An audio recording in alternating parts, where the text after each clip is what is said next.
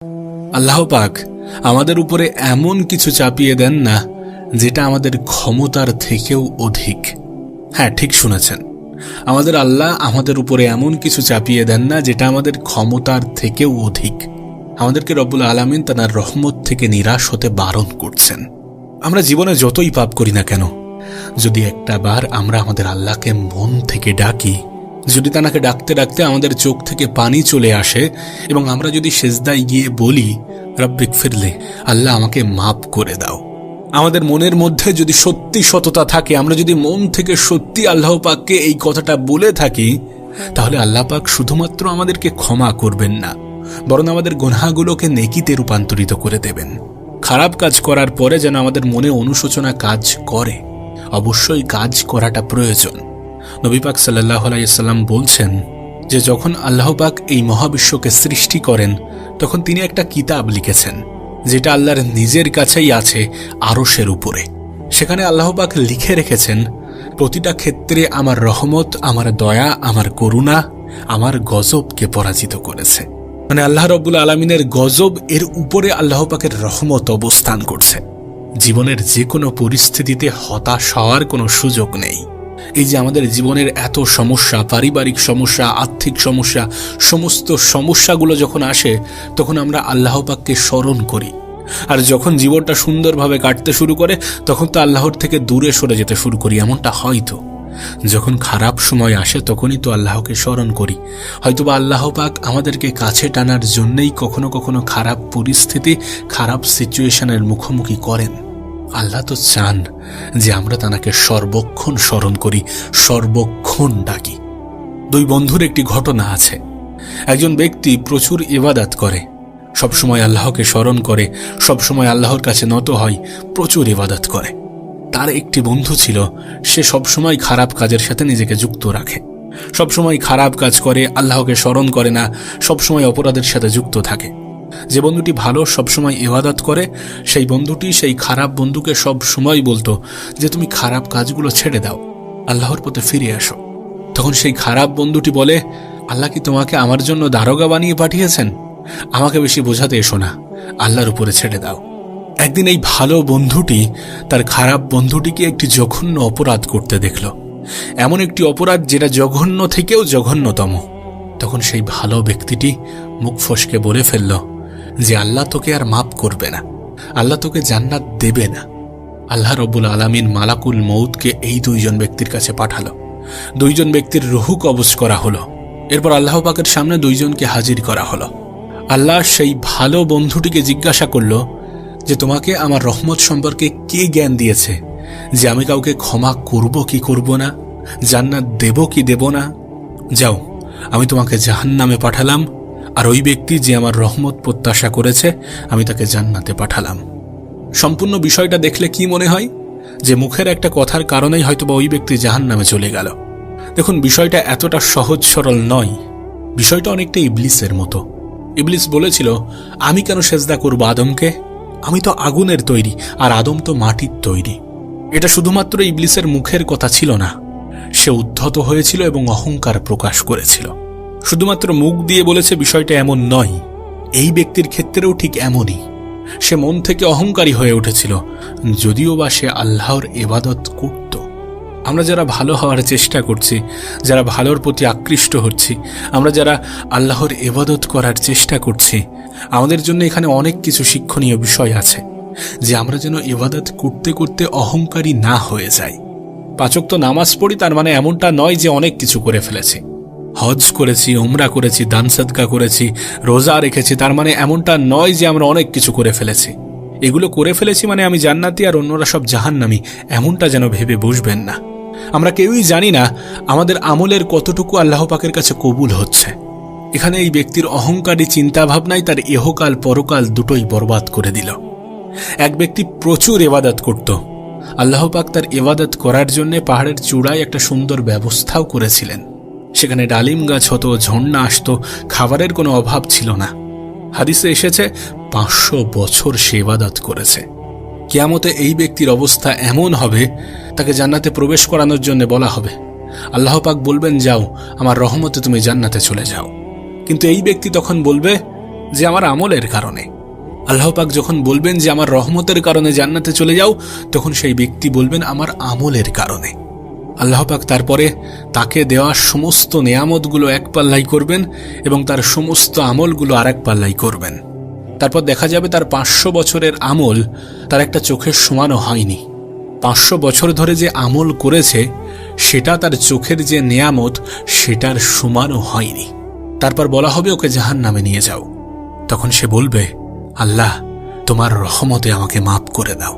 তখন আল্লাহ পাক তাকে আবার ডাকবেন, বলবেন তোমাকে যে ইবাদত করার জায়গা করে দিয়েছিলাম সেটা তুমি নিজে থেকে করেছো নাকি আমি করে দিয়েছি? সে বলবেন আপনি করে দিয়েছেন। আল্লাহ পাক আবার বলবেন তোমাকে যে সৃষ্টি করেছিলাম তখন কি তুমি কোনো আমল করেছিলে? তখন সেই ব্যক্তি বলবেন না। তখন আল্লাহ পাক বলবেন তাহলে তোমাকে যে সৃষ্টি করেছি সেটা কি তোমার আমলের কারণে? তোমাকে এই দুনিয়াতে যে এত নিয়ামত দিয়েছি এগুলো কি তোমার আমলের কারণে? সেই ব্যক্তি বলবে না। তখন তাকে জান্নাতে প্রবেশ করানো হবে। কিয়ামতের মাঠে এমন অনেক ঘটনা ঘটবে যেগুলো আমাদের চিন্তারও বাইরে। আর একজন ব্যক্তিকে ডেকে আনা হবে, যে ব্যক্তি 1টি 2টি নয় বরং 100টি খুন করেছেন। সে 99টি খুন করার পরে ফতোয়া খুঁজছে যে আমার তওবা কবুল হবে কিনা।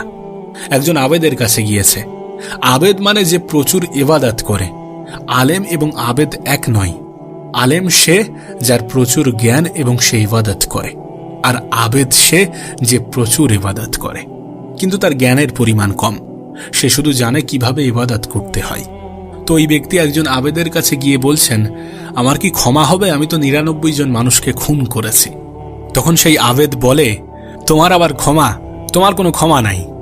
তখন ওই ব্যক্তি সেই আবেদকে খুন করে 100টি খুন করে ফেলল। ওই ব্যক্তি ভাবে, আমার যদি ক্ষমা নাই হয় তাহলে তোর বেঁচে থেকে কি লাভ, তুইও মর। মানে চিন্তাভাবনা ঠিক এমন যে আমি যদি ভালো না থাকতে পারি তুই ভালো থাকবি কেন?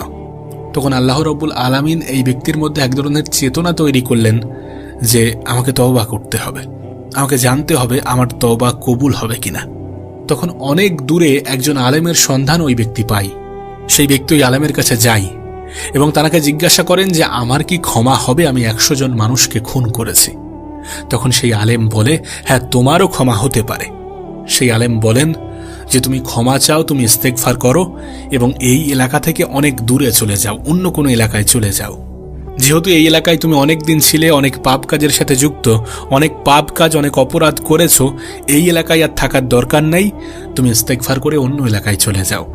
তুমি ক্ষমা চেয়ে তুমি তওবা করে অন্য এলাকায় চলে যাও, নতুন একটা জীবন শুরু করো। এখানে থাকলে তোমার স্মৃতিগুলো তোমাকে তাড়িয়ে বেড়াবে এবং মানুষ তোমাকে খারাপই ভাববে, তুমি যতই ভালো কাজ করো না কেন। তাই তুমি এই এলাকা থেকে অনেক দূরে চলে যাও, অন্য এলাকায় চলে যাও। তখন সেই ব্যক্তি যখন তওবা করে অন্য এলাকায় যাওয়ার জন্য গমন করে তখন রাস্তায় তার মৃত্যু হয়। তখন ওই ব্যক্তির রুহু কে নিয়ে যাবে তার জন্য 2 দল ফেরেশতা আসে, জান্নাতি এবং জাহান্নামী, এবং তাদের মধ্যে প্রচুর তর্ক বিতর্ক বাক বিতণ্ডা হয় যে কে রুহুটা নিয়ে যাবে। তখন জাহান্নামী ফেরেশতারা বলছে যে সে এতজন মানুষকে খুন করেছে, তার রুহুটা আমরা নিয়ে যাব। তখন জান্নাতি ফেরেশতা বলছে না, সে তওবা করতে এসেছিল, সে আল্লাহর অভিমুখী হয়েছিল, রুহুটা আমরা নিয়ে যাব। তখন আল্লাহ পাক ফেরেশতাদের বললেন, তোমরা একটু পরিমাপ করে দেখো, যেদিকে যাচ্ছিল তার পরিমাণটা বেশি নাকি যেখান থেকে এসেছে সেটার পরিমাণটা বেশি। আল্লাহ পাক জমিনকে আদেশ করলেন, হে জমিন তুমি প্রশস্ত হয়ে যাও। এরপর পরিমাপ করে দেখা গেল সে তওবার দিকে আসছিল, এর পরিমাণটা বেশি। এই শুধুমাত্র একটা কাজের ওসিলায় আল্লাহ পাক তাকে মাফ করে দিয়েছেন।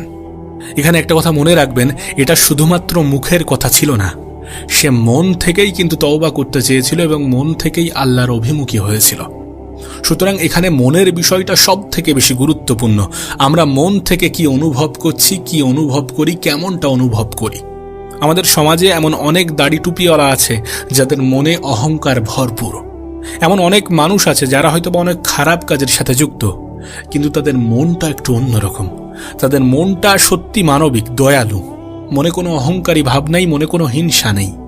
এবং যার মনে সততা আছে আল্লাহ পাক কোনো না কোনো দিন তাকে হেদায়েত দেবেন। আপনি এই জেনারেশনের দিকে তাকালে, এই সমাজের দিকে তাকালে দেখতে পাবেন অনেকে ড্রাগ এডিক্টেড ছিল, অনেকে সিঙ্গিং করত, অনেকে ভালো অভিনেতা ছিল। সেই সমস্ত কাজ ছেড়ে সে ভালো কাজের সাথে যুক্ত হয়েছে।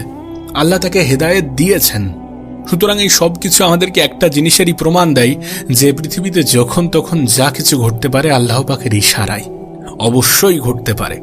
আমাদের মন কেমন, আমাদের অন্তর কেমন, আমাদের চিন্তা ভাবনা কেমন, এগুলোর উপরে অনেক কিছু নির্ভর করে, অনেক কিছু নির্ভর করে। একটা কথা মনে রাখবেন, কেন হতাশ হওয়া যাবে না, কেন বলা হচ্ছে? কারণ এই পৃথিবীতে চোখের পলকে মানুষের জীবন পরিবর্তন হয় আল্লাহ পাকের ইশারায়। নিরাশ হবেন না, হতাশ হবেন না, মন খারাপ করবেন না। আজ আপনি যে পর্যায়ে আছেন আগামীকাল তেমনটা থাকবে, বিষয়টা এমন নয়।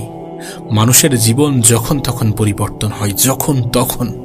শুধু মন থেকে ঠিক থাকাটা প্রয়োজন, মন থেকে ঠিক চিন্তা ভাবনা করাটা প্রয়োজন, সঠিক চিন্তা ভাবনা করাটা প্রয়োজন, খারাপ জিনিস থেকে নিজের দূরত্ব বজায় রাখাটা প্রয়োজন, খারাপ কাজ ছেড়ে দিয়ে আস্তে আস্তে ভালো কাজের দিকে আসাটা প্রয়োজন। আবারও বলছি, হতাশ হওয়া যাবে না, নিরাশ হওয়া যাবে না, মন খারাপ করা যাবে না। আল্লাহর উপরে আশা, আস্থা, ভরসা সবকিছু বজায় রাখতে হবে।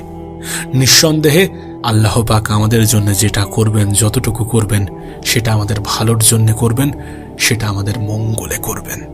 শুধু বিশ্বাসটা বজায় রাখুন, আশাটা বজায় রাখুন, আস্থাটা বজায় রাখুন, নিজের অন্তরকে পরিশুদ্ধ করার চেষ্টা করুন।